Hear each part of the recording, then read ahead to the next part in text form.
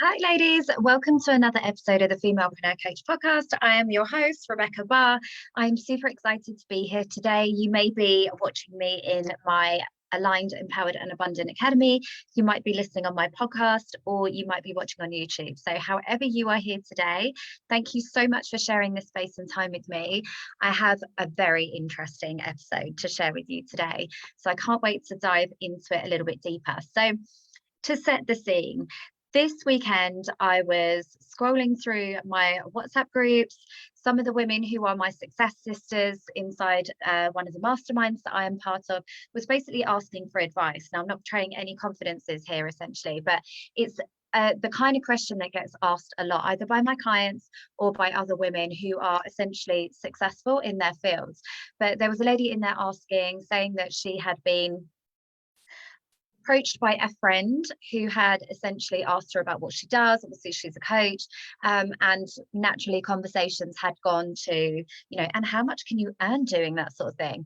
And she had been quite open because it was something they were considering themselves, and she wanted to share the good, the bad, the ugly, the behind the scenes, like the whole shebang, obviously coming from a place of service and wanting to be useful.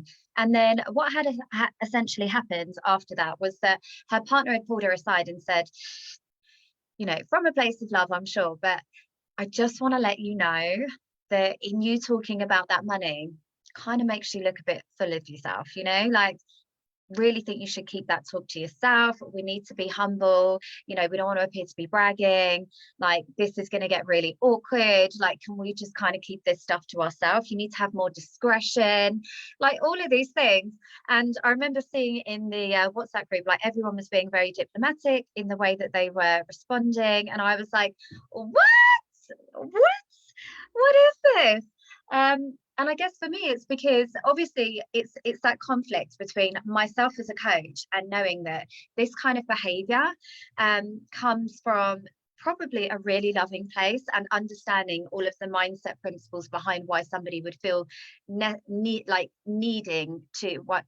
God, I can't get my words out today. There must be something energetically going on right now. But that I can understand the mindset around wanting to essentially try and keep their partner safe with these concerned, and I'm using like the air freight quote phrases, and being concerned about their partners, and wanting them to be liked and humble, and all of, appearing to be humble with their community and tribe. But obviously I also understand the repercussions at a soul level of continuing projecting onto women that they need to play small, be humble, and essentially dim their lights so that they can be liked by other people. So there was that real conflict for me. But obviously, as a money mindset coach, all the women kind of cleared the way. And then I obviously weighed in with my 2 pence worth about what I think needs to happen with that conversation going forwards. But obviously, I'm very intuitively led, and it reminded me of quite a few different conversations that I'd had with clients and also with people in my life, and we've got a great sense of perspective in that there has never been an opportunity to earn the kind of money that is available to anybody, whether you're a coach or not, at this time, at the moment, particularly if you're a service-based entrepreneur and you're online. I mean, it's obscene the amount of money that could be, but I say it's obscene, it's not, it's exciting, it's amazing. Even I have to catch myself in the moment. It's just a sign of the opportunity and abundance that is available to all of us at any time. But genuinely, back in the day, it was a lot harder. I look back at my corporate days and think about what I earn now, and I probably earn now what I used to earn in corporate in I don't know, the first 2 months of the year, if that, and it blows my mind because I also get to do this around my kids. I also get to do this in service of my higher soul's purpose. I also get to do this in a way that feels fun. I get to do it with only the people that I love to work with women that I really believe in their businesses. Like, could you ask for any more, and if they could also deliver Zac Efron on a play, I'd literally die and go to heaven right now. Genuinely, we're sitting on such a time and an opportunity that people are just they don't even have that sense of perspective. They're still very much operating from the programming of their childhood and the old ways where things were hard and where it was almost obnoxious to have something easy when other people were struggling. But obviously, the more that we can have these conversations around money and normalize these conversations and stop the shaming for women, the more that more female leaders are going to step up, the more women are going to aspire to those big numbers, the more that they are going to do incredible things with that money, and the more that the world becomes a better place.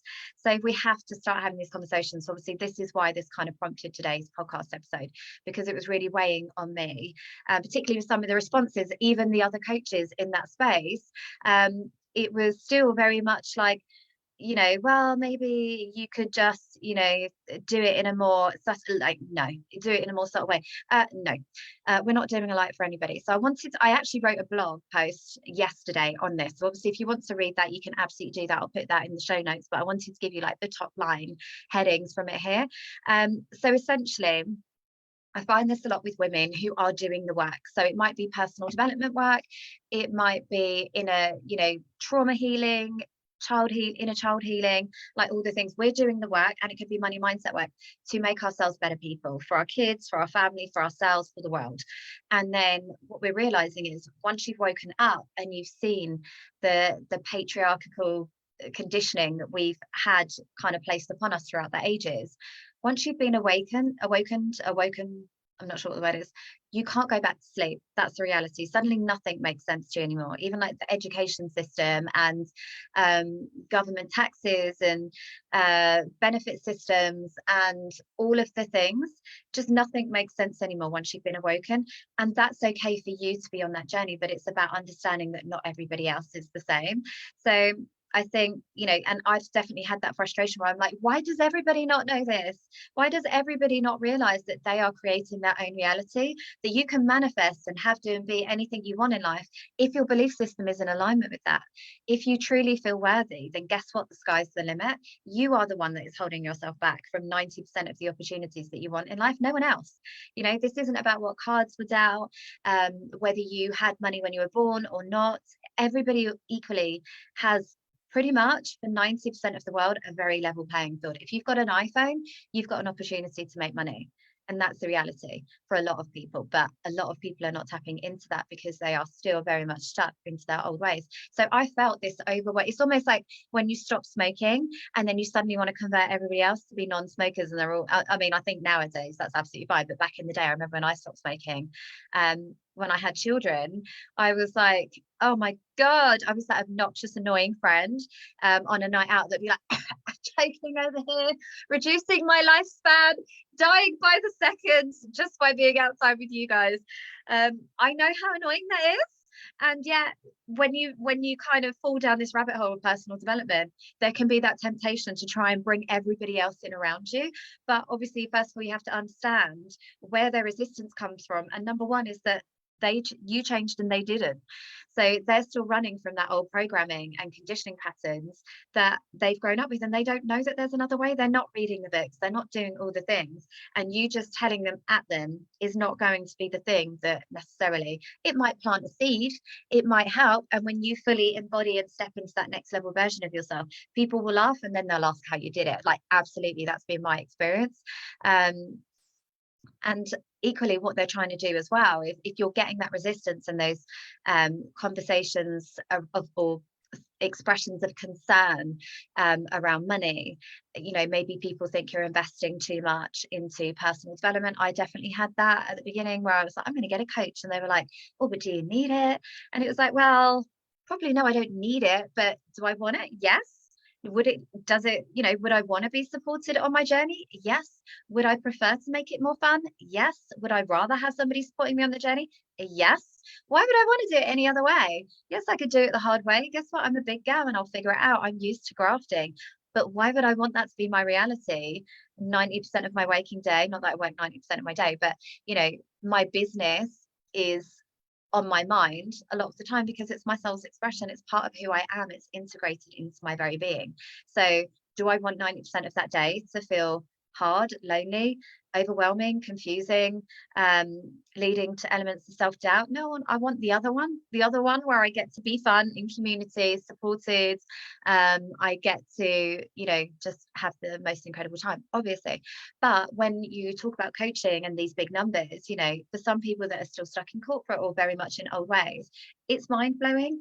And at first I tried to educate everyone around me around, it's not necessarily about the ROI, but there will inevitably be an ROI, because as I evolve and be supported and step into that next level abundant self without any limitations, because I've got the backing and support of somebody else behind me, then guess what? That's going to manifest into more money, because I'm going to be showing up with a whole new energy, new vibe, new level, new version of me. There's going to be an ROI, but however, it's not about the ROI. People would just had their minds blown. And you know what? I just stopped telling them, because it was like, I don't need your approval for this. Actually, by me continually asking people, what do you think? What do you think? What do you think? I'm giving away my power. So if this is my decision and this is my investment, guess what? I have to kind of stop asking other people for their opinions, because all I'm inviting is their money blocks and their limiting beliefs around my investments. Why do I, they're not on the same journey as me. I don't need their approval or opinion. But equally with doing that, it's understanding that you have changed. You are becoming a newer version of yourself, the person who questions everything, the person that isn't as interested in those low vibe conversations around the school gates, or at the pub, or where you're talking about how rubbish the government is and the petrol prices and cost of living, and suddenly those conversations suddenly seem really low vibe, and diffusing of your energy. So not a good use of your time and energy when you're trying to create more abundance. So if you then suddenly don't want to, get involved in those conversations anymore, then they've lost that sense of who you are. They're trying to reconnect with the older, more familiar version of you, who does like to have that, does like to watch the news and have a moan. So understand that that is sometimes where this is coming from. They're trying to reconnect with that older version of you.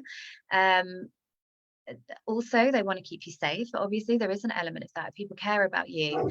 I definitely had this with my mum, where she was worried about my friends not suddenly wanting to, like, you're getting a bit too full of yourself. I'm worried, like, you're bragging. Is this going to invite trouble? People aren't necessarily going to like you. And that comes from our tribal mindset. Our very core, we're still tribal beings. And being part of a community, part of a tribe, a friendship circle that, is familiar and where we're liked, that represented our safety thousands of years ago. Actually, now, the happiest, most fulfilled, abundant people are the people that are typically don't have a very big friendship circle, because they're not trying to be square pegs in round holes. They're not trying to conform to other people's views and expectations of what you are meant to be. They are living by their own rules and marching to the beat of their own drum. It's why I don't have a particularly big friendship group anymore, because suddenly I looked around at the people that I'm spending the most time with, and they didn't make me feel good.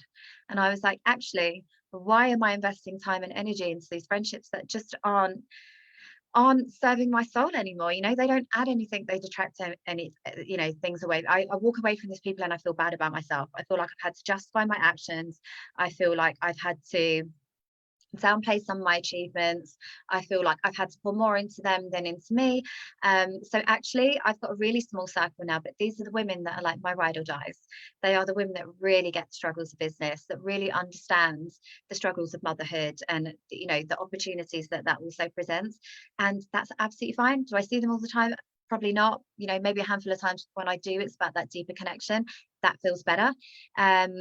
So the next thing is obviously understanding that you may also be mirroring back something to them that they have as an insecurity. So when we ascend and become this anything is possible person, where we start manifesting these incredible opportunities and things are seemingly easy to other people around us, we're just mirroring back something potentially, when you get that negative resistance from them, that maybe they would love to have, but they haven't done the work and don't have all of the confidence that you do. They haven't got the belief and trust in themselves to really go all in on those things. So by you essentially outgrowing them, it's just kind of highlighting the distance between you, and that they could have had it too, but they've held themselves back. I've definitely had that with family members, where we grew up in very similar situations and sad circumstances, and yet I've chosen to take those adversities and turn them into power and strength and unfuckable with energy, essentially, where it's like, I've been through worse. I've got that great power of perspective, in that even when things don't go right in life, it's like, okay, I've survived worse than this, I'll be fine. So I use that as strength and power and a mission and a purpose and a soul connection with my clients who have also been through the same. I've got other family members that instead have used that as an opportunity to be a victim, to allow their past to determine their future, to stay stuck, to stay small, to be disempowered. And my success just irritates the life out of them, because they could have had it too and they chose not to. And equally, I don't want to be dismissive of people's struggles, and we're not all the same, but inevitably I still believe we all have it in us, that if we choose ourselves, and we listen to the internal kind of desire, because essentially, right, we're all spiritual beings. We are all just as capable. We might bring different gifts to the table, we might bring different strengths, different personalities. Absolutely, we're completely unique in that sense, but we are meant to, as spiritual beings, grow and expand beyond our current reality. Like, that's just part of the growth, that part of the journey. It's the same as nature.